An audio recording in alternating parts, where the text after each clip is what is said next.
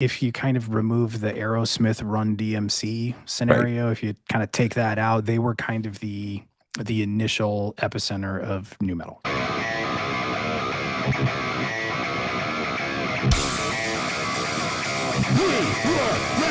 Dude, Yeah.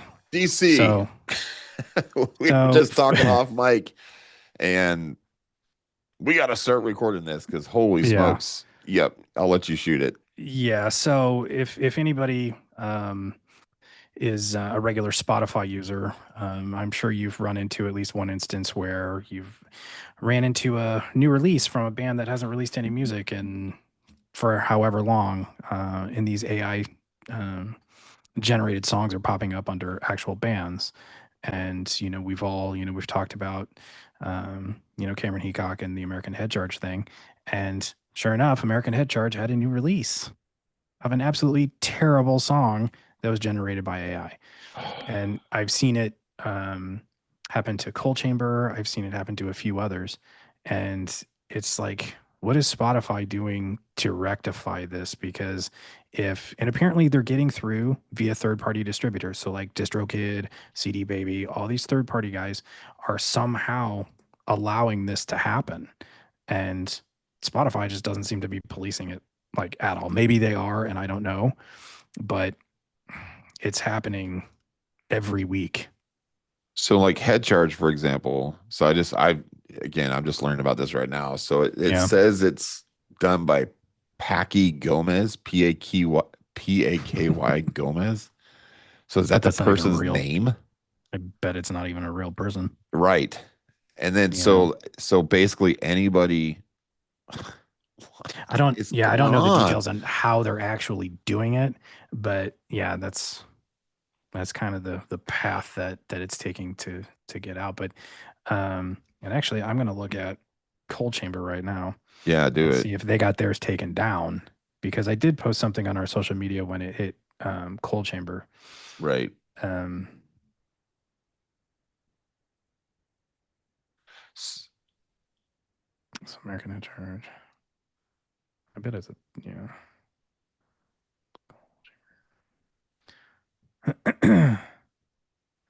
Yeah, so Looks like Cold Chamber may have gotten it taken down. yeah, so I don't see it there. so with this song under American Head Charge, Mm, it's a song called Let Go Completely, hmm and it's a woman singing it. Sounds nothing Yeah, like American Head Charge. right. And I mean, just like given that Cam's video came out, Right. and then it's like one that's incredibly bad taste. Whoever did that. Yeah. I mean, I'm sure it was unintentional, but I mean, who knows? These people don't care about anything, and everybody Yeah. knows how I feel about AI generated music anyway. Yeah. But yeah, it looks like Cold Chamber got it taken down. Good. But that brings up kind of something that we on again off again talk about, and that's how people consume music, and it's Hmm. like when you have these streaming services, like these kinds of things are going to happen, Yeah. and people are going to get tired of it. And it's like it's kind of scary to think about. Like, is this the beginning of something bigger for Right. Spotify, and like in a negative way? Like, is Yeah. this the beginning of the end for that type of deal? Because if it can happen on Spotify, it can happen to any of these streaming services. Um, so it kind of goes back to the man, maybe physical media is the way to go.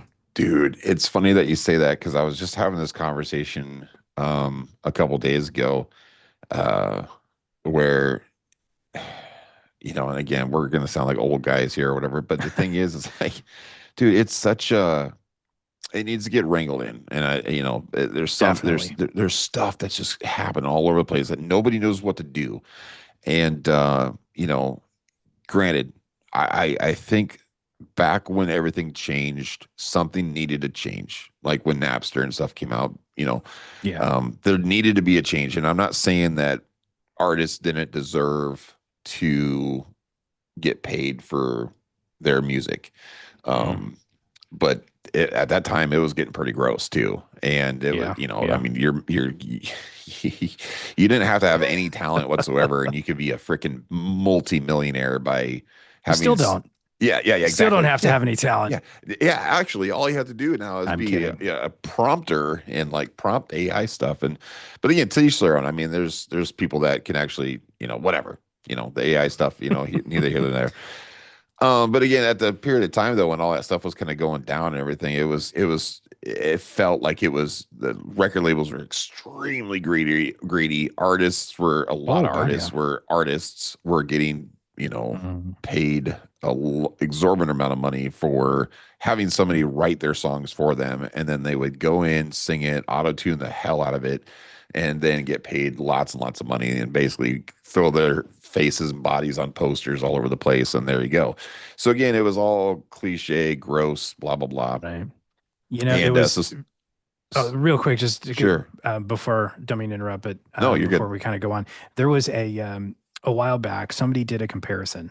So they compared, and forgive me if I'm remembering incorrectly, but I believe it was a Beyonce song compared to Bohemian Rhapsody by Queen. Oh wow, And they looked at how many songwriters were credited on each. There were four for Queen, of and I course. think there was like 19 on the Beyonce song. That's what I'm saying. And it's like, okay, I get what they're trying to do Yeah, there, but yeah, come on. yeah. You're going to tell me 19 people Right, had some kind of input right. on that song? Come Yeah, on. yeah. It's It's people wanting to participate in the revenue stream. That's how gross that is. correct. Sorry. Okay. Exactly.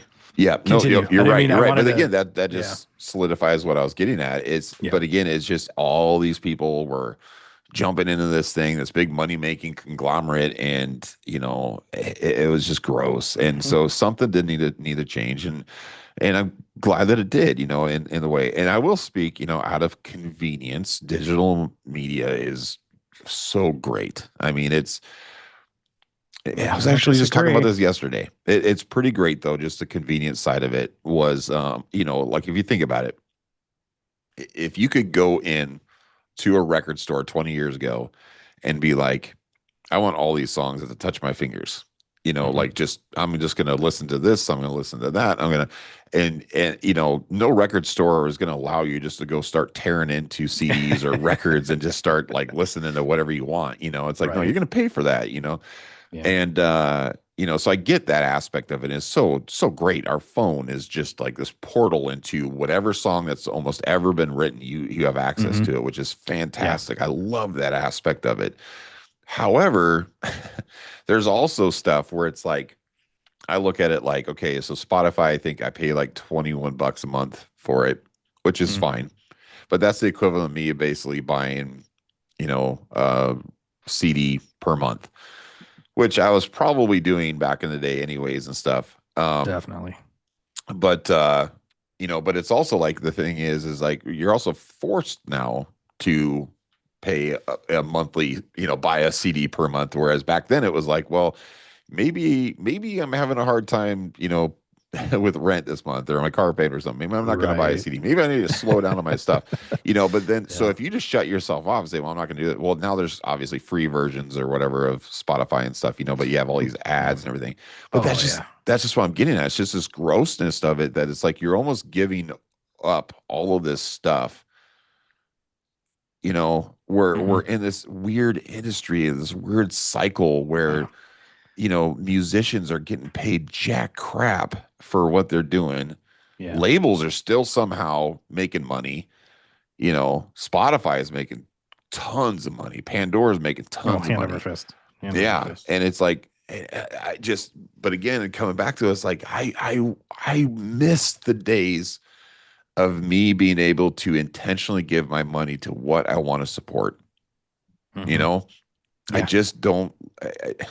Instead of It's throwing it in the pot for everybody. yeah, like if I want to do that, then I want to do that. You know what I mean? It's like if I want to give to a charity that whatever gives to all these different things and people and stuff, like cool, yeah, I'll do that. But it's like if I want to say Coal Chamber, if I want to go give my money directly to Coal Chamber and stuff like that, the best way to do it was always go to their show, buy their Yeah. CD, buy their T-shirt, stuff like that. You're giving as much money as you possibly can to that band. Obviously, Hmm. certain people get certain cuts of everything, but you can't do that nowadays. I mean, it's like, you can buy the merch, but it's like if I go into a record store and everything, it's like chances are, they're not going to get a cut of that money. If they are, it's very little. And but the thing is like most of the consumed music these days is all digital. And it's Yeah. like, and like you say, we've brought this up multiple times. It's like, you know, it's just it's gotten to a place where it's the wild, wild west. It's like, okay, we solved the problem where nobody's ripping off music anymore. Cool. Look what we got. And now we're just getting ripped off, Yeah, absolutely. you Yep. know. And it's So like we did this to did we ourselves. yeah, dude, I was just gonna say that. Did Yep. we do it to ourselves? But yeah, and record stores, that was like a like paradise for me, you Oh know. yeah. And I'll get into that a little bit later, but it was just like, you know, I don't know, like there was nothing like it. Oh I would no. hang out in the record stores, where I Right. grew up. And it was a place to, I mean, meet people and to, Yep. promote your band and all of Right. these things, so it really, that really bummed me out, when those started closing. And it's like there've been a few that have held on. I mean, I'm glad the chains were gone. I guess I Sure. should have prefaced that, like the chains were whatever, the Sam Goodies, the Music Same Lands, all of goodies. that. Yep. But like the mom and pop record stores is what I'm Yeah. talking about. And like the local ones, Yeah. you The know. ones where you walk in and the floor squeaks and, smells Yeah, like and there was dust and the plastic. Yeah. yeah, they never dusted, they never vacuumed. There was a No. bell on Yeah. the door, you know. Exactly. There was one guy smoking a cigarette behind the counter, Yeah. Might be a reading a head shop magazine. underneath in the basement, you know. Oh yeah, oh yeah. They had their case full of, glass items, That's right. Yep. and all that kind of. But yeah, it was just like I Such a loved it, vibe. and it yeah, oh totally, Yeah. totally. And if Yeah. you loved music, like that was, you know, Yeah. that was like heaven. And so yeah, it really kind of bummed me out. And yeah, they still exist, but now it's kind of it's not the same. They're No. cramming in, everything they can just to make enough money to stay open, which I Yeah. get. I Yeah. I totally totally get it. understand. But that doesn't mean it's the same, Yeah. because it's not. Um, but anyway, so yeah, like this whole AI nightmare for Spotify, it's like we got to get this reeled in because, Yeah. it's only, with people jumping off the platform anyway, it's only a matter of time, Yeah. you know. And Spotify's a publicly traded company. So they got shareholders too. Right. So not only are they kind of ripping us off, Mm, they're definitely ripping off the artists because money that should be going to them in royalties is now going to shareholders. right. They're maximizing shareholder value, and the ones getting screwed is literally everyone Right. else, Right. and that's, just to add to the kind of the sleaze part of the business, Yep. that's just kind of evolved with it, but the record industry, and I guess the entertainment industry in general, it goes through phases, it goes through cycles, Sure. just like everything else. And this is just another one. There will be something else behind it, Yeah.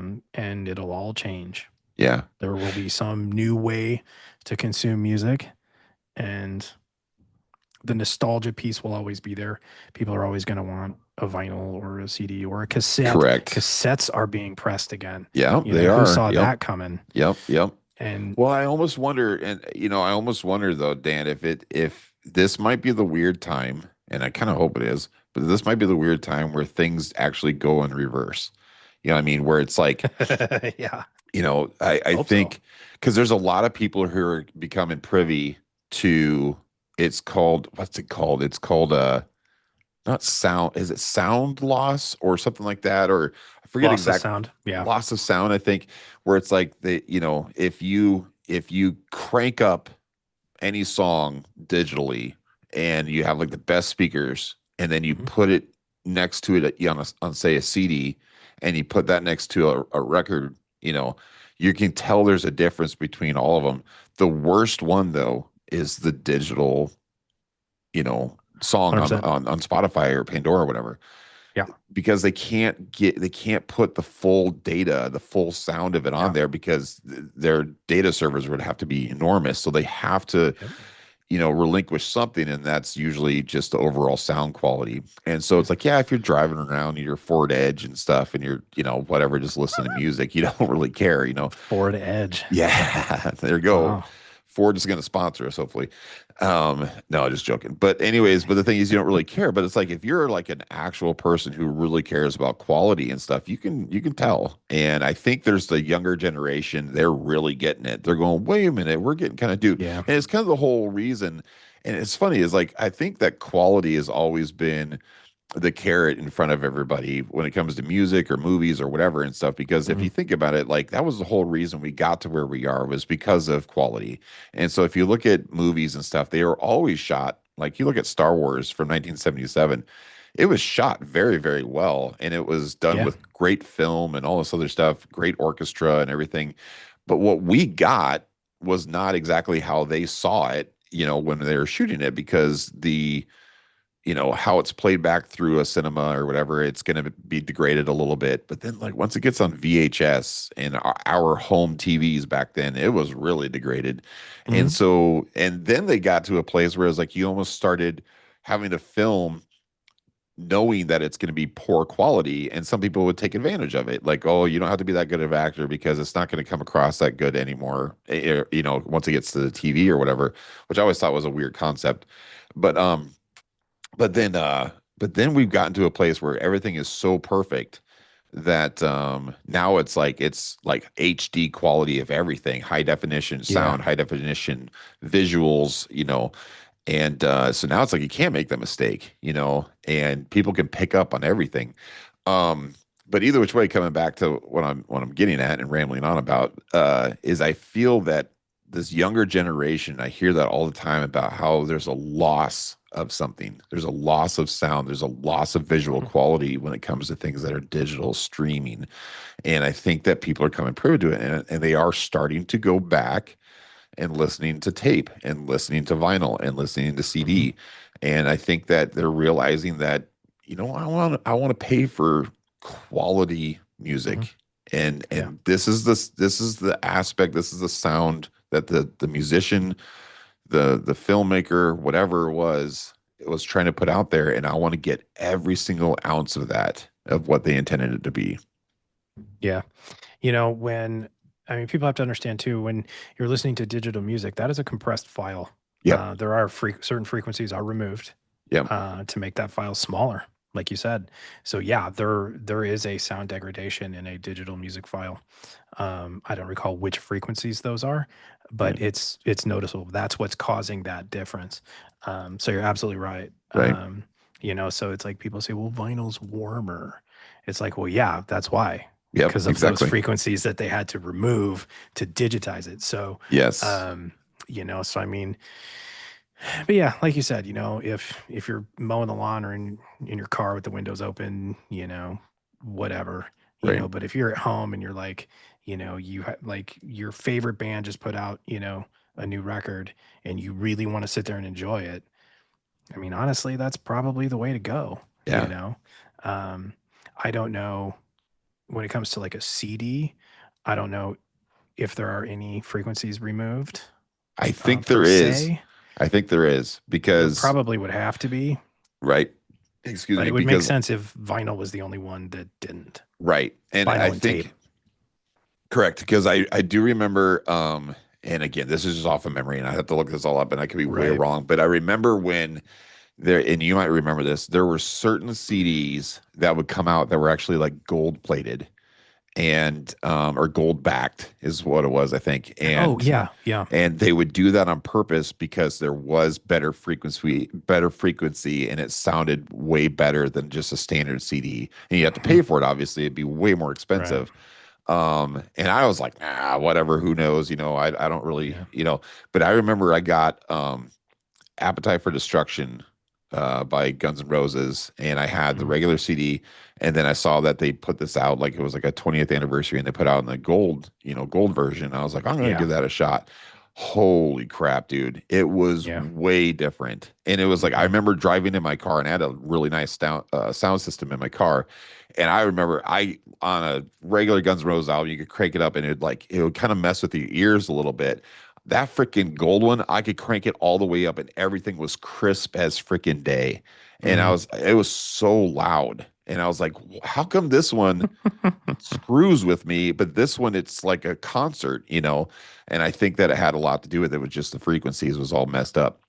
Yeah. So Yeah. I could be It's, wrong, but no, I think you're right. And I know that, I think people are catching on, yeah, and, but I imagine the same kind of scenario exists for streaming of any yeah, kind, whether it's music, movies, TV, whatever. right.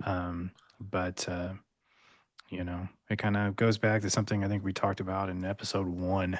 It's like, if you want to really experience it, Yeah, then you're going to want to go some form of physical media. Don't agreed. stream it. And that tends to go directly to the band. Sure. If they're independent for sure. But I mean, if you say you purchase a vinyl, you know, that the band is going to see a lot more of that than if you were to stream it. Right. So if you're looking for ways to support, that's definitely one of them. Yep. But anyways, Anyways. we could talk about that forever, you know, We and sure how could, much that's for sure. streaming sucks and Spotify's stupid and That's there's, right. That's right. um, Back in my day. So yeah. let's switch Ha ha to our ha. main Actually, topic. there's a couple. There's Okay, two other cool. things I want to talk about real quick. Um, I guess scrolling social media, David Draymond got married over the weekend. Great, who cares? Moving on. Um, um, Just dropping this out there. Great, cool, whatever. yeah, Let's move on. That's just I funny. mean, if you didn't know, yeah, I mean, they got married. I guess probably the reason why they're not on tour anymore. So I guess I owe her a thank you. Sure. Um, but the other thing I wanted to bring up quick. Um, Recently we have had a song of ours be Right. covered by another band, Yeah. and I don't know about you, but I believe that's the first time for me Yeah. First having time somebody for else me. cover a Yeah. song. So I will say back in the day, on a recording level, it is. There was a band. I'm not going to remember the name of them. They were from Cleveland. Who this was back when MySpace was going, oh and dear, there was a kid. He had this band, and they were pretty good. And I remember they reached out to us, and he was a big fan of Downshift. And I remember he wanted permission to cover Hollowcore.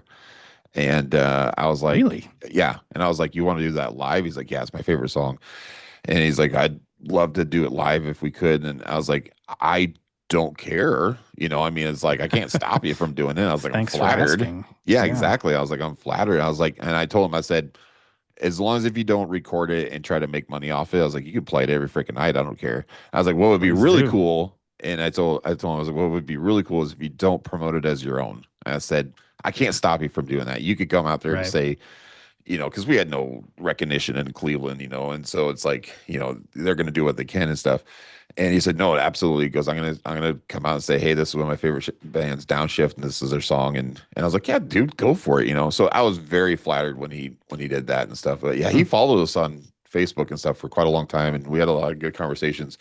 So nice, that was pretty neat. But yeah, but coming back to nice. what we're talking about Yeah, today, yeah, I think yeah, this is the first time anybody's ever done um, like a cover slash rendition of any of our material and put it out there, for yeah. digestion. So that's pretty neat. Yeah, it's kind of a wild feeling.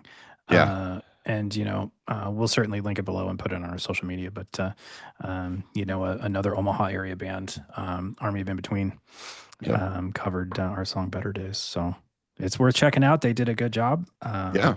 So congrats to those guys and well done. And yeah, Yeah. Well um, done. Yeah. It was very, again, very flattering. Very much mhm, appreciate it. Like you said, Army in Between has been around for a long time. yeah, Um, Pitt Ripley, I think mhm, almost everybody especially the Omaha area knows who Pitt is. And so again, it's an honor, for them to do that, and to see where they took that song and yeah, it was really neat because I've said this before, and I mean this in the best way possible, and everything's so pure positive intention, is that I've always felt that Marilyn Manson, for example, has done a fantastic job, doing covers of songs and making it their own and stuff. And I've always kind of Mm. felt like Army of In Between was kind of like the Marilyn Manson of our area and stuff. And so Sure. Yeah. it was well suiting, for them to, pick our Yeah. song and do that and stuff. And they did a cool thing, they made it a little Hmm. bit more industrial and Yeah. had their own twist on it and stuff. And it was pretty cool. So Yeah. very much appreciate it. Yeah. I'll link them. I'll link both versions Yeah. in the YouTube description, um, so you can kind of see the difference. Yeah. Um, but yeah, it was pretty cool. It's weird because um, I remember kind of writing and recording that song, and when as a musician when you do that, you're kind of taking you know like all of this energy and kind of creating something that's also kind of intangible, and you're kind of putting it out there, and to have somebody else kind of take that and then kind of rearrange it, Right. you know Yeah. and see how they do it, and have it exist in another form was just kind of trippy for me. Yeah. Like a um remix. Yep. yeah, yeah, just kind of seeing what another brain would do with Yeah. it, Yep. knowing With how the same we did it. elements. Yep. Yeah. Yep. So that was pretty wild, Yeah, but it yeah, is. It so is. It's pretty cool. Yeah, because it's again, like with remixes and stuff, I think we did a few of our own remixes, which is like on the deep cuts, which is yes, pretty we fun. did. But Yes, we again, like did. even one of those, I think it was for Differ, our song Differ. I Mm-hmm. think it was like the Josh Omek remix, I think is what it was. And Yeah. that was like Yeah. done. I had no idea that you guys were doing that. And it was like put out there and I'm like, and it was really cool. But again, like what you're It was talking about, good. it's like you're given all the elements of something and it's going to sound similar, but how do you rearrange it? How would you have done Yeah. this and stuff? And that's pretty neat how somebody can Yeah. do something like that. Yeah. It's pretty wild. Yeah. So, but Fun stuff. yeah, So it's good stuff. So go check that out. We'll link it in the YouTube description, and yeah, go check it out. Let us and Army of In Between know what you think, and yeah. So heck yeah. so yeah, kind of going back to something we were talking about before, and record stores and all of that kind of stuff. I do want to talk about a very specific band, but I want to do that after I kind of, tell a bit of a, I don't want to call it a story, but Sure. years ago, about 25 to be exact, I interned with Immortal Records. And for those who aren't familiar with Immortal Records, they were kind of if you kind of remove the Aerosmith Run DMC Right. scenario, if you kind of take that out, they were kind of the initial epicenter of nu metal. Yep. Immortal is responsible for Korn, Incubus, 30 Seconds to Mars. Hi, Jared. Yeah. Hey, he's And right there. yeah, That's what, and a whole host of others. And they had a very specific way that they would break bands.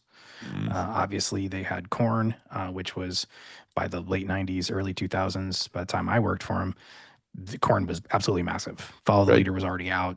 They were setting records on TRL and all of those things. Um, and but they also put out the Judgment Night soundtrack, which I believe predated Korn. And for those who aren't familiar, that particular soundtrack to the movie Judgment Night, they paired heavy bands with hip hop artists, Right. Yep. and you got some unbelievable music on that record. So if you haven't heard that, definitely go check that out.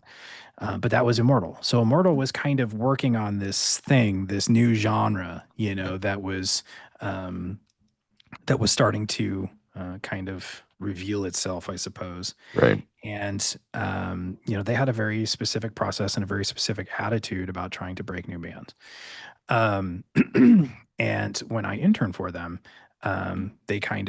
they told me what they wanted me to do. So I want to kind of give you guys, kind of going back to the record store thing, and have that kind of being, kind of feeling like home and whatnot for me.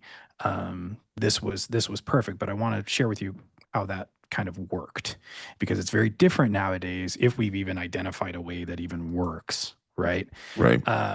So what we would do is, they had interns all over the country, and we kind of had our territories, and we were to go in and actually push units in individual record stores. So basically, what they would have us do is go, and start relationships with, managers and things like that. Excuse me. And they would just send boxes and boxes and boxes of swag and sampler CDs and stickers and these kinds of things, Right. record flats, to use as kind of display kind of stuff. So what we would do, and when a band is relatively unknown, they don't have anything on the radio and all that, records just come out, debut record, right? It's visual. So when you Yeah. walk into a record store, you have to have something that was appealing to the eye, right? You're trying to draw them to kind of the display. And then after that, you want to try and pull them to a listening station, right? So you want to pull them in with the visual, get them to listen, and then have some kind of, call to action to get them to actually pull the trigger on purchasing the record. So it really was, in Immortal's eyes, like an individual unit kind of mentality. What can we do to sell one more? How can we get one more person to the listening station? So it was my job to go into these stores, set up like negotiate and set up these, whether it was an end cap or a pillar. And I'll put some photos up on the YouTube video with what I did for the band Switched, which was the new band that they were pushing. So, because what also happened with Immortal is they were an indie label, right? Right. So they had to sign distribution deals with major labels. Right. Yep. The first one was with Epic, Yeah. and that deal went sideways in '97. And when indie labels negotiate those kinds of deals, there's other contingencies that go into those kinds of contracts, right? And the big get for the major label is, well, if you want out of this contract, we're going to keep the rights to so and so.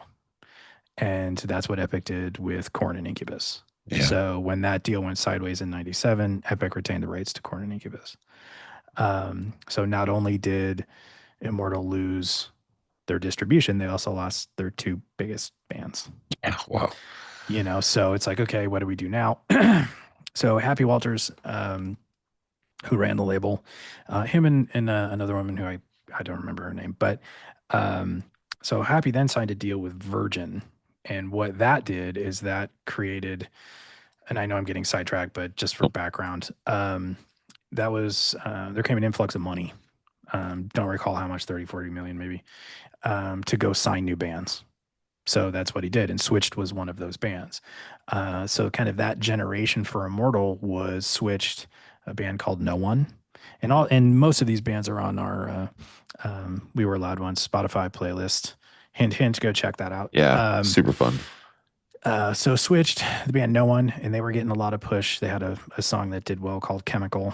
That was pretty cool. Yep. 30 Seconds to Mars was in this group. And then a band called Transmatic, which I'm positive you've never heard of. No. So, that deal kind of went sideways in 2002, and guess what happened there? Virgin retained the rights to 30 Seconds to Mars. And then Happy signed a deal with a company called Red Distribution, and it was just downhill from there. And I believe they packed it up in '07 or '08, which was too bad. So that was just a little bit of background I probably should have given you before I jumped into it. But that was kind of their methodology, right? Sure. To really try and build buzz at literally the ground level, boots on the ground. And it worked, Yeah. I mean, and we'll get into some of the specifics on Switched here in a little bit. We'll see if how good of a job I did for them. But it's wild because people love free stuff. They love swag. Yeah. And it's like every time I would go in, because of course another part of what I did was make sure that everything was kind of neat and professional looking and all that. Like these kinds of things would get like ripped off the walls right. or the pillars, and people would take it, and record store managers didn't care. Yeah, exactly. It's like, well, we know the kid's going to come back and put more up anyway. Right. So, but it was definitely an education in how to sell records, because it was it was pretty wild. Sure. Um, but uh, but yeah, so that's how I was helping push the band switched. And then of course, live show promotion and all that kind of stuff. Um, but yeah, so kind of I for some reason, and I don't know why this popped in my head, but I kind of likened it to kind of like the sub pop of new metal, Oh, sure. you know, like grunge to yeah. Anyway, Right. um, um, so yeah, um, so the band switched. Like I said, they were part of this next generation of bands that they were really, really giving a good push to, and obviously, 30 Seconds to Mars became the breakout. Right. It took them till their second record because a lot of people don't realize they downplay that first record a lot. Like they don't Yes. play any of those songs. They don't talk about it. Mhm. As far as Jared's concerned, It their doesn't career exist. started at Yeah. album two, Yeah, that's right. which is unfortunate Yeah. because that record was heavy. It Yep. was very new metal. Right. And they downplay it, and I think everybody else kind of does now too, Right. which is too bad because there was some great songs on there. Hmm. Um, but yeah, Happy did good signing them. So Switched. Switched was a band that I believe they got signed in 2000, 2001, maybe. Or no, it was 2002, Yep. because he had the money from Virgin. There you go. And it was one of those, they were playing the Southern California scene. Happy caught wind of them. Boom, done, record deal. That's how easy it happened. I shouldn't say that. I shouldn't simplify it that Sure, much, but sure. Yep. that's how it kind of came to fruition. Yeah. And they had Jason Bieler produce it. Does Oh, that name really? sound familiar? Yep. He went on to start his own label with his brother, Yep. um, called Baylor Brothers Records. Yep. And they did Non-Point, Slaves on Dope, Correct. Soil, Smile Empty. So like they have a whole list of kind of that early mid 2000s hard rock. I mean, not even necessarily new metal. Right, right. Will Haven, for those who remember Will Haven. Yeah. And it was recorded out in Pasadena. Nothing, crazy fun there. Sure. But it came out on February 26th of 2002, and that was when I started. So I did a lot of pre-release work on it, and then going in and really pushing the records. Immortal, it had a name, it carried a reputation, so most people didn't have a problem putting it on the shelf. Gotcha. But that's the way it worked back then. Samplers and swag, free stuff. Right. And we've talked about samplers a couple episodes ago. We got into samplers, and that was just how it was done. I mean, that was record promotion 101. Totally. And who doesn't like free stuff? Right. Yeah. I mean, even like that was something that we really pushed even at our shows and stuff. It was samplers, man. It was, and I'm not saying that nobody else did or whatever, but like I don't really recall a lot of, our fellow bands in our scene or whatever doing too many samplers. But yeah, I know, and it's funny because like right when you said people like getting free stuff, that's exactly what I thought of as our samplers and stuff because I've had people come up to me, you know, I mean we've been disbanded, Downshift, we were doing all that stuff 20 years ago, and Yeah. and I've had people come up to me like just a couple years ago with those free samplers and wanted me to sign it. And I'm like, no freaking way. Like, where did you get this? It's like that. Yeah. I forgot we did this, and yeah, it's pretty cool. People like free stuff, just have 3 songs on it. And yeah. I think it was foretelling of what was to come with how music was, Yeah. Free. Not to go, not to go back to the if you whole could streaming thing, but you could put this like automatically through a device where I could listen to it whenever I want. That'd be awesome. Exactly. So yeah, was released in February of 2002. And I did find out something that I didn't know. A year later, Corey Lowry came on to play bass. Clint Lowry from Oh, Seven Dust really? Brother. No kidding. And I had no idea. Huh. But it wasn't long after that they took a extended break. Yeah. Couldn't find a whole lot of info on what happened there, but that was kind of too bad. Yeah. But anyways, Shot in the Dark. How many units do you think got sold?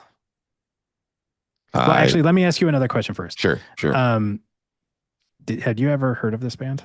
Oh yeah, yep.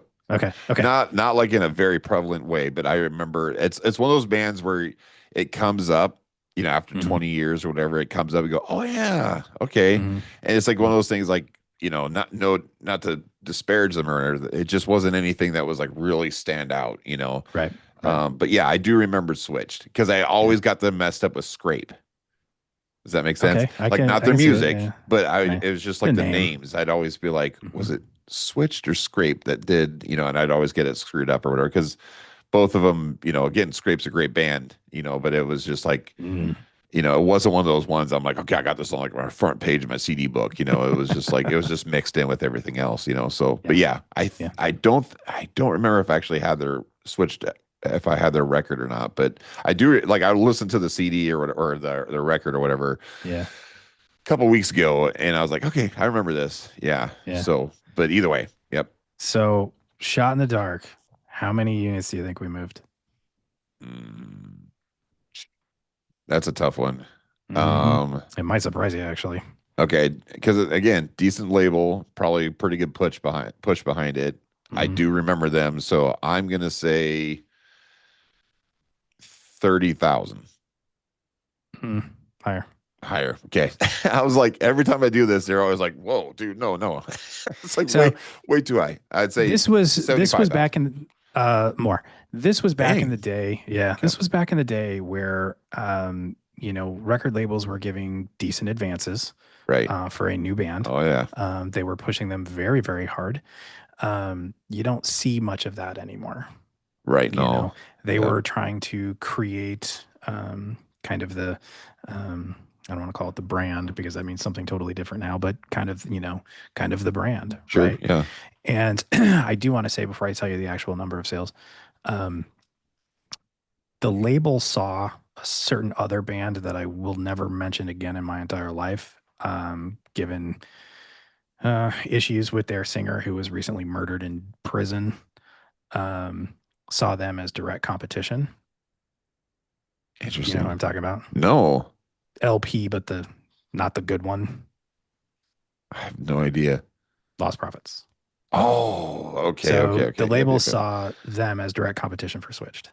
Really? And I remember, yeah, quick story. I ran into, so they were on mm, Sony of some kind. Don't recall what actual Sure. imprint, but Sony owned. And I ran into the Sony rep in a store once, and we started talking.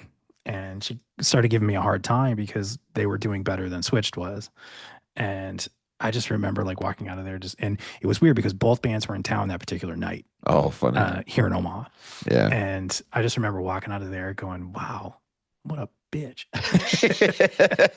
you know, Yep. because she just kept giving me a hard time. And I'm like, what is your problem, lady? Right. Yeah. But yeah, so um, there was a decent push. And, I don't think there was enough hype around it, Hmm. unfortunately. I don't necessarily think, I mean, there are some really, really good songs Yeah. on it. I also think that there's a little bit of fluff, but they weren't doing anything really outside of the box. Yeah. So it was very up the middle new metal. Correct. Still good, Yep. but I think people had by and large heard it before. Right. But it's still sold north of 100,000 copies. Really good. Yeah, Well, we good moved for over them. 100,000 units. Yeah. Nice. So they went Um, gold at least. So, oh, gold's 500. oh, is it fiber? I thought it was 100. Yeah. Never mind. I Mhm. don't know what the hell I'm talking about. But They went to aluminum. Yeah. But to put that in perspective, a band like Head PE, their debut record, which is now considered a new metal classic, Yes. sold about the same, Yeah. Wow. Interesting. right? Hmm. That is interesting. I believe they sold just north of 100,000 on that debut too. That's a Wow. whole nother, Yeah, fucking whole exactly. nightmare story that we'll get into on another episode.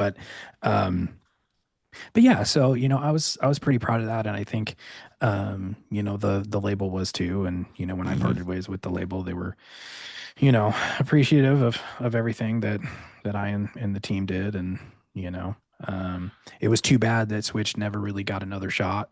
Yeah. I don't recall why they kind of went on a hiatus, but had they kind of really struck while the iron was hot, I think they would have done okay. Um, but I think there was a little bit of they weren't getting any big tours, which I think was another problem. They Yeah, were trying to play headline shows. Um, that I remember, they may have done some of the bigger ones. sure. They may have done an Ozfest, that kind of stuff. Um, but I don't think they really got any big tours. But they did for a couple years on this record cycle, and and yeah, it was what it was. Um, but I wanted to kind of tell that story to kind of say that's how a lot of these new metal bands came to be, Yeah. just be, I guess. It was a lot of boots on the ground. Now, the street teams played another Oh big yeah. part. Um, and those are the ones out there flyering and swag. And it's like, labels would just throw merch Yeah. at people to go promote these bands. Like they would put a Totally. lot of money behind that stuff, which you just don't see that anymore. And it's like, Yep. I love collecting dumb stuff like this. Like Yeah. I love record flats. I love stickers. I love, t-shirts and, concert posters and all that kind of stuff, and you just don't see it much anymore. Even the record stores that I do go into nowadays, you don't see these kinds of things on end No. caps. You don't see because, they've got, like I said before, so much stuff crammed in there Right. that, there's no room for this stuff anymore. And back in the day, like, you could find a pillar that you could throw, some flats on and throw a Yeah. rack on it and some CDs and you're done, Yeah. and you're right in somebody's face. Cause like I said, if you've never heard or seen them before, it's all visual, in the beginning. And, they don't say, don't judge a book by its cover, but Right. Well, that's yeah, the gateway. it That's is. I what the mean, gateway was, yeah, it's was the funny that you cover. say that because like you think of like think of like Pink Floyd The Wall, you know, Hmm. like you say The Wall, immediately everybody knows exactly what that album cover looks like, 100%. and just iconic, simplistic, Hmm. Yeah. nailed it, You say Um, Balls Out by Steel Panther, and you know yep, exactly what that cover art exactly. looks like. Yep, exactly. And but then you also got to think like another iconic record I'm going to bring up that if it was their first record, they probably wouldn't have had any sort of visual appeal whatsoever. But like you think like the Black Album, you Mm, know, it if that was so ballsy to put something out as just a color black with a little hidden little snake in the side that you could barely hmm. see, Hmm. and good for them for doing that. That was pretty iconic move, But again, they Hmm. were already pretty huge when Metallica did Yeah, that, yeah, so they could get away with that. But no band's yeah, gonna just come out unless if that's your name, like Red, like the band Red, that makes yeah, sense. yeah. But no, I mean you're right. I mean, and the Switch album cover is really cool. I mean, it's Like this is artistic. kind of a cool deal, It is. The record's Yep. called Subject to Change. I don't know if I said that, but Yeah. and it, to be perfectly honest, and I was looking at this, we were doing some graphic work for Downshift stuff years and years ago, and I believe we were using like the anatomical heart, medical Correct. book kind of vibe.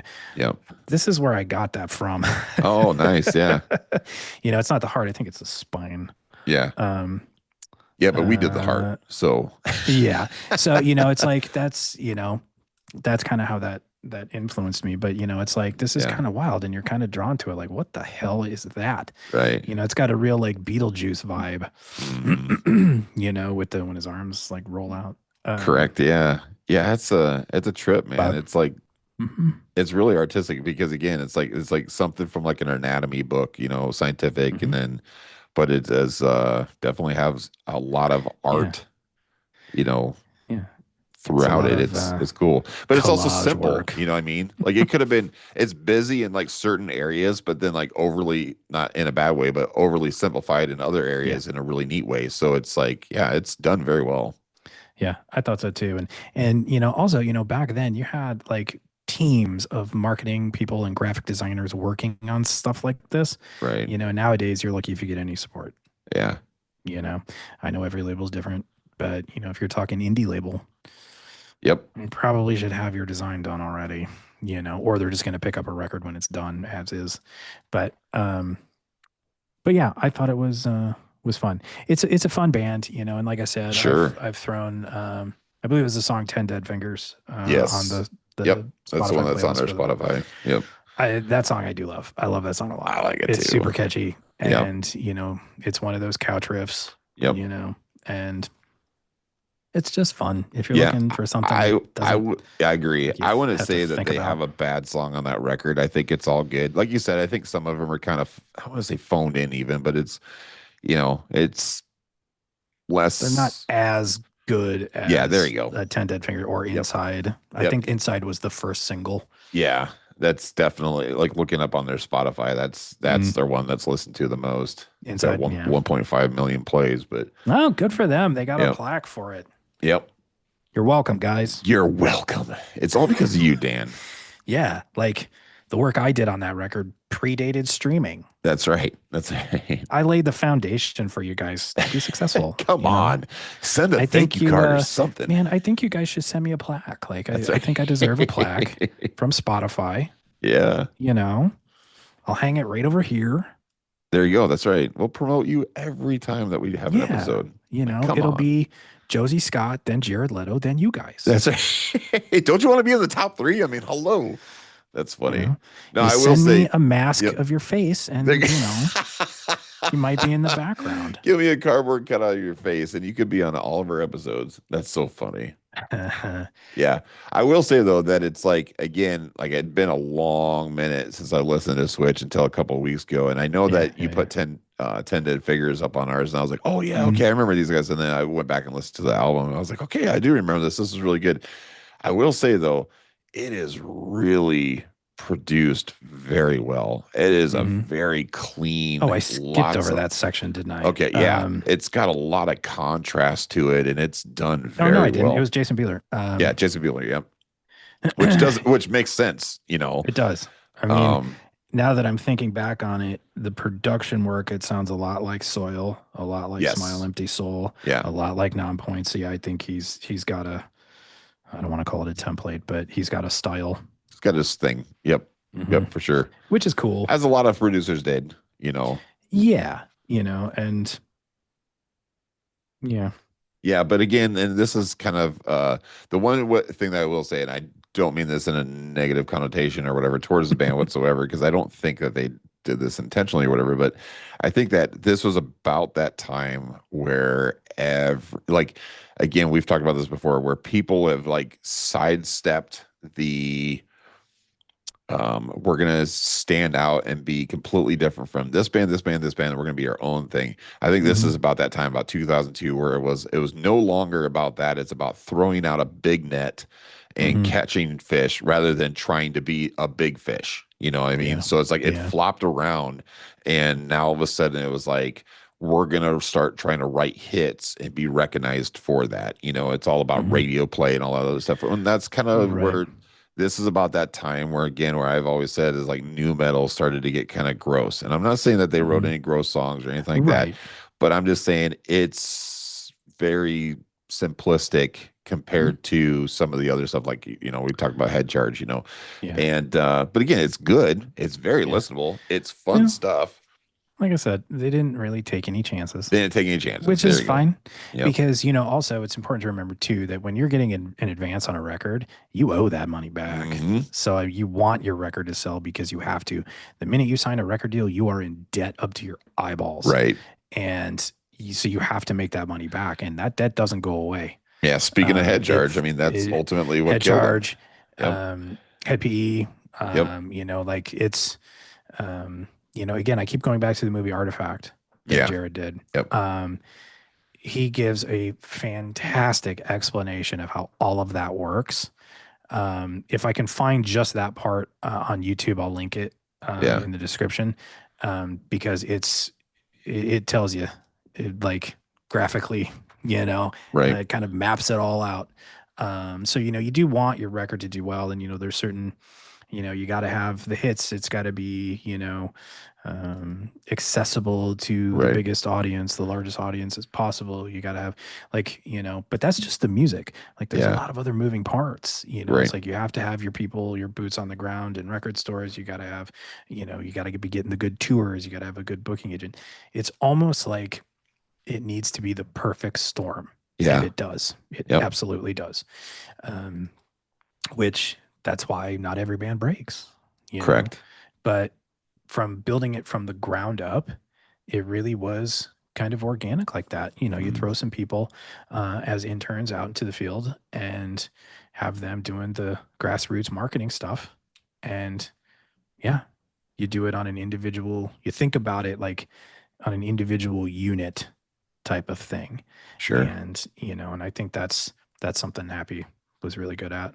Yep. Um, because that's how he thought. And I mean, look at his record prior Korn, Incubus, you Right. know, 30 Seconds to Mars. I'm forgetting one and a bigger one, and I forget Snot. the. No, they weren't on Immortal. Um, Says here it was really? Snot on straight Oh, up. the Straight Up record was, Yep. yes. Yep. The Yep. Straight Up record was, but the Yeah. original, the debut record wasn't. Correct. Yeah. So the Urge was with them. Mhm. Yep. Oh, I'm yeah, I just forgot the going. Urge. Yeah. Yep. Incubus, Corn, Hmm. Snot, No One, Hmm. Transmatic. I have that Um, flat down here too somewhere. that's fun. Yeah, you've brought them up a I couple think I times. brought them Like, up once and was you like, don't "Yeah, know you've these never guys. heard of these people. You've never heard of this band." Yep. Trying to see who else. Anybody that's kind of big. Mix Master Mike. Scary Kids, Scaring Kids. That was down the road, though. Yeah, I did have it down here. Here was Transmatic. Nice. Um, you know, I don't know why they had a parental advisory sticker on this one because I don't remember. See, if that isn't like indicative of the new metal look in Yep. the early mid 2000s, like Yeah. that was it. You had the um, you know, the patches and the work shirts and all that. Yes. Yep. Um, I don't know what's going on with this dude's hat, but hey, more it's a look, I guess. Um, but yeah, but another thing that they did too, which Myrtle tried to recreate the Judgment Night scenario on Blade 2. I also worked on Blade 2. Oh, neat. Yeah. Not the best Blade movie, Yeah. but was okay. First It was one's cool, definitely the best. cool to work on it. But they tried to do the same thing where they would pair bands with kind of hip hop artists. So Yeah. like, you know, what's it, Cypress Hill, and I don't remember who Ronnie Size is. Um, what was I think the Red Man Gorilla song was the only one that really got any traction Yeah. on here. But it doesn't look like they went kind of metal. It was more kind of hard rock, just a regular pop and Sure. hip hop guys. Which hey, whatever Yeah. works. But yeah, For a second there, that I was a thought fun one. it says Eve on there, but for a second I thought Mhm. it said Yeah. Eve 6. And I was like, oh, Nope. love Eve 6, dude. Yeah, I'm not gonna lie to you. So do I. I happen to Yeah. think Max Collins is probably one of the best lyric writers. Period. I Present company agree. excluded, but Yep. I am a humongous fan of his lyric writing. Yeah. Um, but yeah, it was, I was bummed when they shut it down, and um, they did a lot for the genre, and I don't Sure. think they get enough credit. Yep. Um, but You're talking about Immortal. Immortal, yeah. Yep. Yep. Yep. Um, and I don't know the details of why those distribution deals went sideways. That's unfortunate, There's but always, it it's always in the happens. And boardrooms. You know what I mean? well, I mean, it is a business. It is a It business. is the Yep. music business, and they're Yep. all out to make money. And you know, Yeah. I mean, and you hear stories all the time about the entertainment industry. Everybody's screwing each other over, Oh gosh. and Yeah. that's probably exactly what happened. Yep. To Immortal. Epic probably screwed him over. Virgin probably screwed him over. Probably. Um, or they wanted. I mean, I guess I don't know. Happy could have wanted out. I don't know. Sure.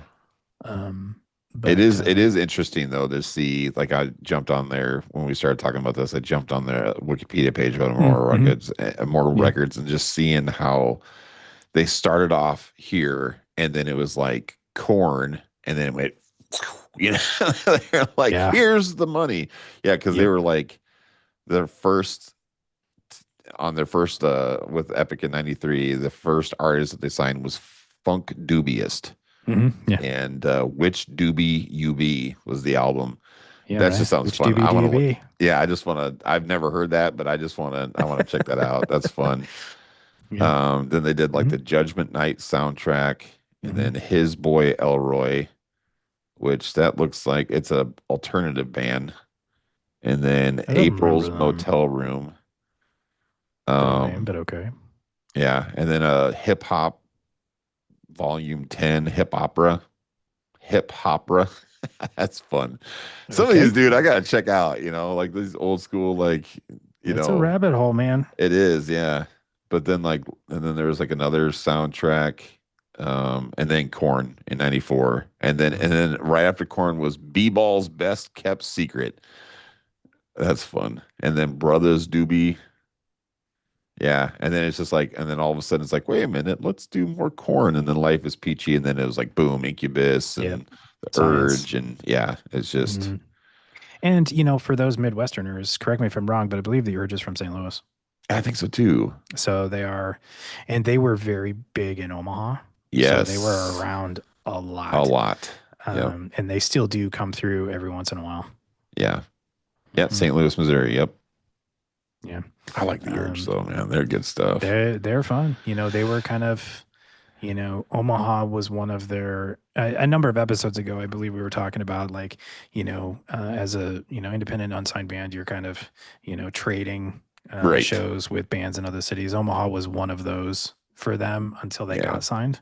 Yep. Um, and so, yeah, they were Yeah. always kind of Good stuff. around. Yep. And I didn't know they got signed to Immortal until way later, long after I worked for the label. Yeah, that's fun. Yeah. So it's weird when you get into kind of the details about, how all that stuff works and who was where and who did what. Right. Who it's actually more fascinating for me to, it's like, okay, who believed in who? Right. Yeah. And what attracted me a lot to Happy and Immortal was they believed in taking chances. They signed Korn. Mm-hmm. They signed Incubus. And if you've, I can't believe I'm about to say what I'm about to say. If you've never heard Science by Incubus, that was a Yep. very weird record. It is. Um, and if you haven't, leave immediately and go listen to the whole thing. Yeah, because it's great.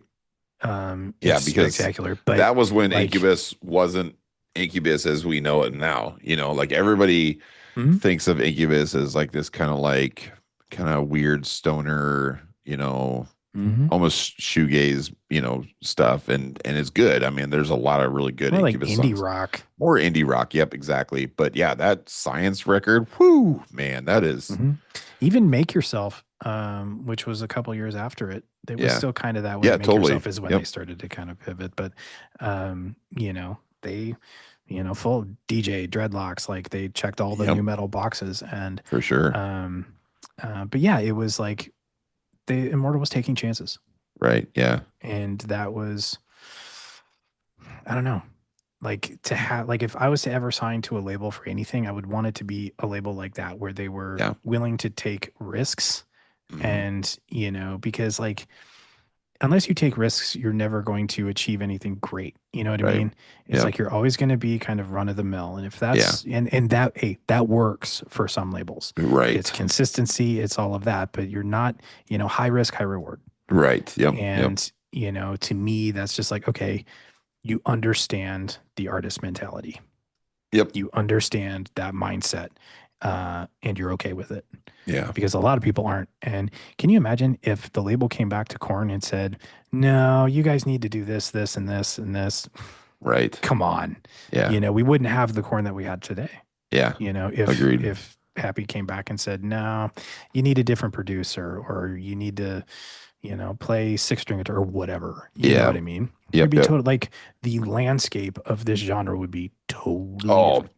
yeah, because yeah, I mean, I don't care what anybody says. I mean, there's definitely some bands who might have been doing some of this stuff before Korn, but they were the ones that, I mean, it was Hmm. it. That It was was them the and Happy. boom, like the earth split. I was like, whoa, here we Hmm. go. What is this? And it took a long time for people to learn how to, process and mimic that. You know what I mean? Hmm. It's like you look at hair metal bands and stuff. It was just like, just all these hair metal bands that Hmm. started coming out, right? There was never a hair metal band that came out in like, say, 1980, and then 1984 was the second one. It's like it Hmm. took so long for people to figure out what the heck Korn was doing and why it worked so damn well, Like, you what know? is this? I remember that Exactly. was the whole deal. Like everybody's like, what are we even listening to? And why do I like it so much? And why am I fascinated with it? Yes. Yeah. You know? And it was such a freaking like, because I think, obviously, we've talked about Faith No More and Epic and stuff like that. And then obviously there's Run Mm-hmm. DMC and Aerosmith. And, people definitely had mixed hip hop and rock or metal before, but nobody had done it in a way where it was like, this is us, Mm-hmm. where it's like, we're going to do the high shrills of Cypress Hill type, hip hop sound with our guitar, and then have the percussion of, yeah, I don't know. It was absolutely fascinating of what Korn did, and they took a huge chance, and it freaking worked. I mean, Mm-hmm. and the other cool thing is, it wasn't a bunch of dumb musicians who like we came up with this cool sound. They were all wicked good musicians, Yeah. and like you see some of those old um recordings of them in their practice space before they were signed. And it's Hmm. just like, good God, they were so talented back then. It's just Yeah. ultimately kids, out of high Yeah. school. They were Oh, visionaries. so Well, I mean, good. it goes back to, what we were talking about last week about 5.0, Yeah. because they were super young when they got Yep. their deal too. And it's like, sometimes that's, when it clicks, it clicks. Yeah. Agreed. And you either lock in or you don't. Yep. And, bands like Korn and 5.0, they locked in and they Yep. just happened to be really, really young. I did hear something recently that Jonathan Davis said in an interview. It could have been an older interview, I don't remember, but he said that he actually wrote Blind in his prior band in Sex Art. And I was like, Interesting. did not know that. And then I was like, oh, yeah, I always wondered why Ryan from Orgy was credited as a songwriter on Blind. Oh, Oh, it's because huh. he was in Sex Art with Jonathan. And I'm like, Yeah. okay, so I was like, wow, that was fascinating. Anyway, That's pretty little cool. little Well, tidbit yeah, for I will say for you. I'm guilty of that too. I brought over, you probably don't know this, but I brought over a couple songs. Did we need to credit other people or No, no. I will say it was it's my too late? lyrics. Yeah, it was Record my done. too late. Records Too late. pressed. That's right. No, it Records was pressed. it was my lyrics, and then it was Yeah. I never was like, hey, What we need to. songs? So differ. Okay. Um, it was actually when I was in an evil. I think it was called Devil Spawn. I think, Okay. and then so I brought over differ, and then my wheel was also Okay. I think my will goes all the way back to my Vortex days, even. Speaking of which, this is fun. So I was going through, what the heck were we trying to find? I was trying to find something in our storage stuff the other day. And oh, I remember my son just got his senior pictures done. Oh, And cool. so he was like, "Do you have senior pictures?" And I was like, "Yeah." I was like, "I can go dig them out and check it out and stuff." And dude, my boy looks exactly like I did when I was a senior.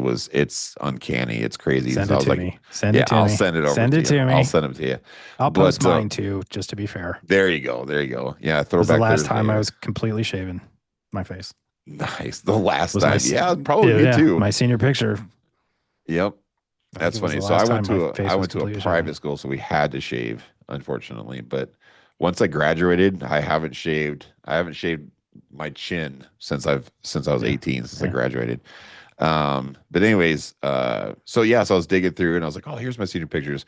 And then I was like, oh, here's some of my old music stuff. So first off, I found the like Downshift. Speaking of Downshift, I Mm. found our original VHS copy of Better Days, the video that Band Oh, Vital Productions did for us. And I actually wow, had that, the actual VHS of that. I'm like, oh, sweet. And wow. then, so that's cool. I found a bunch of her old demo stuff. Oh Um, dear. yeah, so I have to go through it all because it's all on CD and DVD and stuff like that. I don't have a Yeah, CD player, but besides in my car. But I want to actually like get these MP3s off and everything. sure. But then I was going through all those and everything, and then I found, which I thought I didn't have any copies, but I have a copy of my old and evil CD I was like, Nice. oh, sweet, I got this. And then I have a copy of my Vortex CD. And we actually pressed those on our own, like pressed. I mean, we burned those on our Sure. computer, you know. So, I Mm, mean, so the fact been that I there. had that was blowing my mind and stuff. So, but I've had a few people ask me if, if I could get them, a digital copy of Vortex. I'm like, dude, I haven't seen that in years and years and years. But I found it and I was like, holy crap, I guess I do have a copy Yep. of that. So now I just got to figure Rip out a it. way to rip it because Rip it. I don't have a CD, you know, drive on my computer anymore. Who the hell does? I So do. do you really? I'm gonna have to get these to Yeah. you. You're like, Yeah, I can totally do it if you need me to. I heck yeah, dude. absolutely can. Okay, I'll get these to you. You can rip them and send them over to me. And then all the demo stuff too, go ahead and give it to you. Yeah, So I can get all that ripped. heck yeah. Maybe we could put together some like fun compilation stuff someday and of Yeah, all of our demos or something like that, it'd be fun. sure. I mean, we already have like I think we brought that out, like their DVD has got a bunch of hidden stuff inside of it, Hmm. Put it's it in your computer. put it in your computer and see what's on there. And, I mean, I think it was years before anybody started finding that. I was like, wait a minute, I put this in my computer. And I found that it's like 30 unreleased songs, and there's, a whole bunch of like jack around, tracks of us just goofing around in the freaking Hmm. studio and, Yeah, whatever. That was fun stuff. yeah. One of my favorite songs is on the DVD. Is It's it? not even on the actual. Which Hmm. one's that? No Goodbyes. No Goodbyes. Yeah, I love Hmm. that song, dude. That was one of my favorites. Um, and I know we've talked about it before, but I don't remember why that didn't make it into the actual album sequence. I don't know. Um, That and Death Tool. yeah, that's a song where it sounded like the Deftones and Tool, Deftones hence and Tool. We the call it Death you Tool. know like that's how bands get through the demo stages. They just Yeah, that's give right. songs like really stupid names just so they can differentiate them. Yeah. Otherwise, I it's think we song had, number I think four, we had song one number called five. Number Two for a while because it Yeah, was the second one we were working on. correct. Like, you I think know, that was No Goodbyes was number two, wasn't it? oh, was it really? I think it was. I'm Yeah, pretty sure it it could have was. been. I don't know. Yeah. And then I think Um, we were up to with Hollowcore, it was like number 20. yeah, We were in the 20s on that one. Man, this is like Uh, everybody's like, we yeah, don't care. right.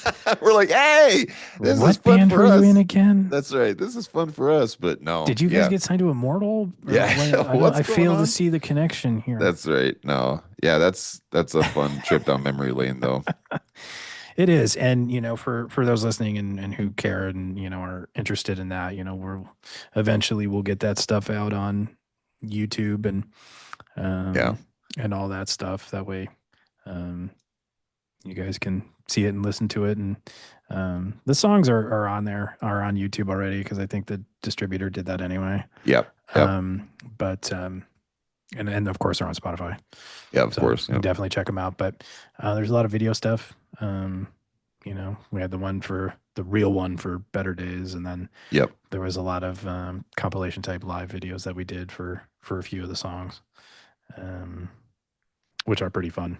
Yeah, that's pretty fun. And it's like So I think what's neat about those is like a time stamp of just kind of the technology back then of putting together stuff like that. Like nowadays, anybody can, you can use whatever oh software yeah, to make this and make that and stuff. It's like high quality hmm but like 2003, 4, 5 and stuff like that. There wasn't a lot of, you it know, was a struggle, it was a struggle to put together something like that. and to do it for next to no money. Yes, That was yep, the other thing. yep, Again, we were very lucky to have friends who owned a studio, amen. Yep, and that made a I'm big difference. forever grateful to Yep, them for sure. absolutely. But yeah, it was difficult to produce a DVD. Like, what did we know? Yeah, We had no idea. And the gentleman who actually put it together, I'm not sure. I think he learned as he went. yeah. And all that kind of stuff. Well, But just even like getting it pressed, I mean, that was a mhm, whole new eye opener for us because like I remember when we had to send that in to get it pressed, they were like, yeah, we need it on such and such media. And we're like, what? And it was what like, is that? yeah, they said that there was two different ways they could get it. It was like a DVD 9 or something like that. It was like a weird Mm-hmm. DVD that it was like multi-layered. And I'm like, okay. And then they also Yeah. said that there was a certain kind of tape that you could use that was almost like a backup tape for servers. And it was because they needed all this raw data. And like I learned so much about about data back then that it was like, man, I might get into IT one of these days. And here I am. And so, Yeah, but no, that was really neat. Like that, I think it was called a DVD 9, I and think it you're right. just like layered all this stuff. And it was a way to be able to get, gigs and gigs of data onto one disk and send it. And Hmm. I'm like, that is just fascinating that, you could do that by layering it like that. So Yeah, interesting yeah. stuff. I mean, man, that dates us and the record. Yeah. But yeah, it was definitely wow. It was a massive undertaking. I mean Yeah. that whole project was there's a Yeah. lot on there. Like, anyways, We this should isn't a just, commercial. This just isn't a one commercial episode. for We should just one episode just do a blueprint of suppression episode, and deep whether dive. people want to hear it or not, like just we'll just do like a behind the scenes of what it took to do the recording of that, and And we own the rights to all the videos, so that's it'll be a right. little bit So more interesting to watch, probably. exactly. Yep. Which means I need to digitize it here real soon. Yes. I need to do that anyways. Yeah. And it's also, a lot of the extra stuff. Well, I guess anything on that DVD is, um, parental advisory, probably. Yeah. Um, A bunch of 20 but year yeah, olds having fun with video yeah, cameras and all sorts of stuff. So, a lot of alcohol and yep. And bad free decisions. studio, free studio. Free studio. Yep. You're going to get what you're going to get. It's like we would rehearse there too. I remember we rehearsed for Yep. the Pantera stuff. Yep. We did everything in that studio, Yeah. and that was cool. Good times, I man. miss that vibe, and Big time. as I've mentioned probably every episode. Yep. But that's what Recording by definitely myself one of is those dumb. things, right? That's definitely one of those times where it's like you don't know you're living the best days of your life until it's gone. Yeah, And yeah, it was just, yeah. gosh, it was I crazy. mean, It was such a good nothing time. against records I've done since, but Right. being able to kind of hang out and have that kind of relaxed vibe, and Yeah. The you're artistic not expansion. That's yeah, just, you're not staring at a clock or doing it in your yep. bedroom. Yep. But anyways, Anyways, hey, real yeah. quick though, speaking of bands and projects that we have been in or are in, I would Mhm. be remiss if I didn't congratulate you because Narcotic Self is nominated for best rock show or best metal show or best live Metal, shows? yeah. Best metal Omaha There you go. Entertainment Awards, yeah. Thank That's you. awesome, dude. So that's Thanks. you have been nominated twice now, Um right? Or more? Because we were Seven. nominated in Downshift, Yeah, so and so was Downshift, Narcotic at the time. Narcotic was too. Yep. Same show.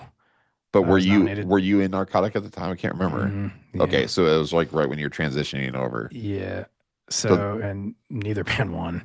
right, yeah. And we Um, knew that going in. It was like, well, yeah. I wonder who's gonna win. Probably the Uh, Vernaculars. yeah. I don't remember Kudos to who those won that guys, by the year. way. I don't remember who won that year, but yeah, Narcotics been nominated several times over the Okay. years, and I believe won one year. Um, Well, I apologize for not knowing that, but yeah. no, you're fine. I Yeah. honestly, I may have been in grad school when that happened. Oh, okay. And then my one of my other bands, Black and High, was nominated. Oh, cool. Okay. Hmm. Didn't know that either. Yeah, so I think it shakes out 6, 7, 8, something like that. Yeah. Cool. That's So awesome. yeah, no, I appreciate it. Yeah. It's those things are always weird. You're right. Where do they do Mm. those at now? Great question. Haven't been to one in quite some time. I want to say the Holland Is it? in Okay. downtown Omaha. Mhm. Yeah, it's fun. I think. Um, but I'm not sure. I know they don't do, at least to my knowledge, they don't have an open bar for artists Yeah. I anymore. wonder why. Yeah, I think we may have overindulged that first year. Yes. Caused some problems. That was really weird for me. That freaking night, man. That Yeah. was that is crazy because like it was, I don't know, maybe you saw this too or not or whatever, but like it it was the first year of Hmm. having it. It's been 20 years now Yeah. that we've been doing it, which is cool. Hmm. But the first year doing it, we were nominated, which is cool. And like I just remember there was like a red carpet and everything. Hmm. And I just remember they're like interviewing people. They're like, "What are you wearing?" Or "Who are you wearing?" To people. And I'm Yeah. going, "Dude, this isn't Janko. LA, like Target, you know?" We're in Janko and DC. Yeah, Thank you for asking. exactly. It's crazy. I was like people are gonna have like designer clothes on or something. Yeah. It's like Yeah. no, but Like, my maybe chain some wallet's did. my But chain wallet's Playboy, and I got it from Spencer's Gifts. that's right. I don't Yeah. think they asked us though. I think it was more of the women that they're I asking, but yeah, I don't remember. yeah, But I do remember thinking to myself, "Oh God, there's an open bar. yeah. This is gonna be bad." And it was bad. It was bad. People got lit. I mean, yeah, I mean, yeah, I mean, giving a not an arena, but a theater full of musicians Right. access to unlimited free alcohol is probably bad. Yeah.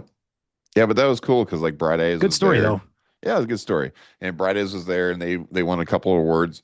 Mm, And and a lot of people were like, is Connor actually going to show up? And he did, and it was cool, and he mm, accepted awards, and he was really humble about it and stuff, which was really neat. yeah. And so, yeah, I don't know, it's pretty cool. Mm. Yeah, it's that's a wild memory for sure. Because they actually had I think they call it like a happy hour or something like that, like across the street from the venue at the Yeah, Omaha Public Library. yep. So they shoved all these musicians with an open bar in the Omaha Public Library. Um, Yeah, they found out right away that was a bad idea. I think the last time I went, I think it was like a two free drinks and then you pay for the rest. Oh, sure, I think that's how what they did. I that's mean, which is funny. fine. I mean, it's whatever. But yeah, I just remember that first year going, "Oh no, it was gonna be bad." But no, thanks, man. I appreciate Yep. that. The ironic thing, and hopefully nobody on the board of the Omaha Entertainment Awards is listening. Unless they have a podcast category. Do they have a podcast category? I don't know. I don't. Because I think we need to start pushing that next year if that's the case. They Um, should. It is at the Holland, by the way. oh, thanks. Yep. But I totally lost my train of thought. Yeah, so But categories, they have music, visual arts, and performing arts. mhm. So probably not podcasts, but they should though. I mean, that would be considered like Absolutely. audio art, Yep.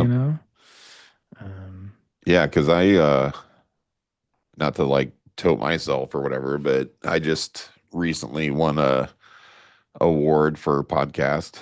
yeah, you Um, did. yeah. So that was at the beginning of November, a couple of weeks ago, I found out. Mhm. So Yeah. unfortunately, it wasn't our podcast, Congratulations. but yeah, Right. thank you very much. Hey, in due time. In due That's right. time. That's right.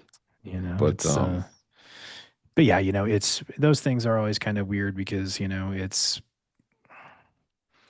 who's to say who's better than another? right. You know what I mean? It's all Yep. personal preference. It's like if we were going on pure record sales, we're all screwed because nobody's selling records. You know what I mean? It's like, and Yep. anymore, the way Spotify works is you're just paying for streams. So it's like, okay, who paid the most to Spotify? Like, was Yep. this sponsored by Spotify? Because, that's how you get streamed anymore. Right. Pay for them. And, but no, I should say it's nice to be, recognized for something that you do. Right. And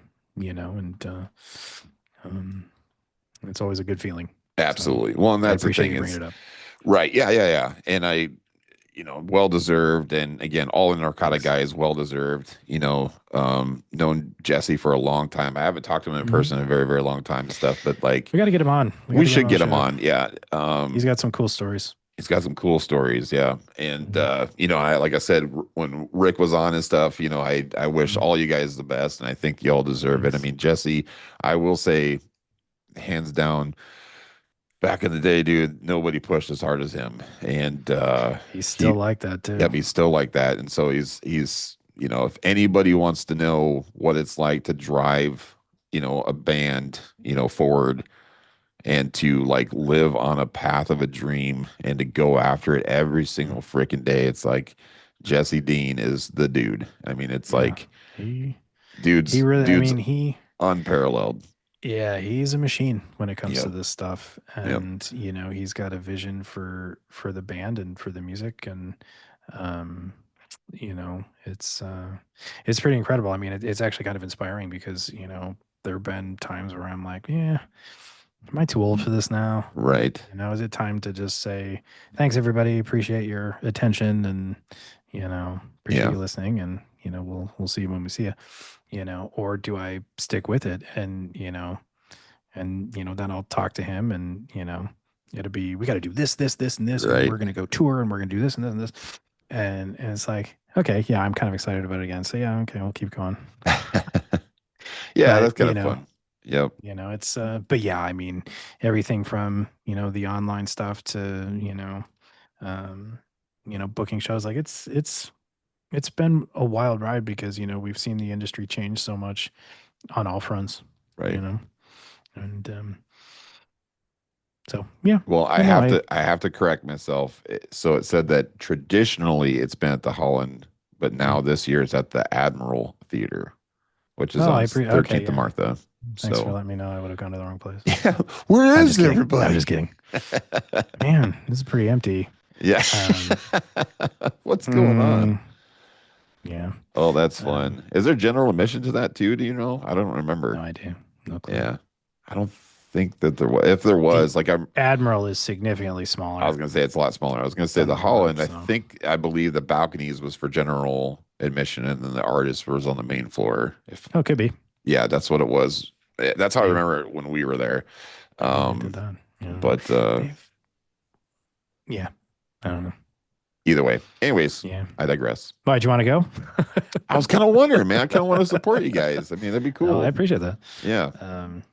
It's yeah, it's always fun, and to take some time and kind of recognize who's doing some incredible work at the local level. I Yeah. think as musicians, we tend to zoom out all the time, Yep. and it's like, how can we play here? How can we play here? We need more streams. I mean, this, that, and the other thing. It's like, okay, let's just kind of zoom back in and focus on home, and because if you don't have the support at home, you're not gonna get it anywhere else, Correct. probably. Probably. Yep. So, but and okay, here's what I remember what I was going to say now, Sure. and again, I hope nobody from the board and the OAA is listening, but um, if you are, do a podcast category, that'd be fun. That would be. So the ironic part is we did not play Omaha this year. And see, that's what I was kind of. It was all Lincoln and other places. Yeah, Yeah. There was nothing in Omaha. We did one last Omaha show was November of last year. Interesting. So I don't know if they counted that or not, but in fact, we called it a new music release because we were only doing digital. And that was November 1st or November 2nd of last year. It may have been Jesse's actual birthday. Interesting. Yeah. But well, hey, I'll take it. Thanks, guys. That's right. Yep. So, either way, that's cool. I think you can still vote, right? Or I don't know. I don't know how any of that stuff works out. Have to see. Doesn't matter. We'll figure it out. If you can vote for us, yeah, that would be super. Thanks. That'd be fun. Anyways, cool, man. Yeah, fun times for sure, man. But yeah, very cool. Yep. All right, cool. Until next time, we'll see you later. We'll see you guys. Right, good journey.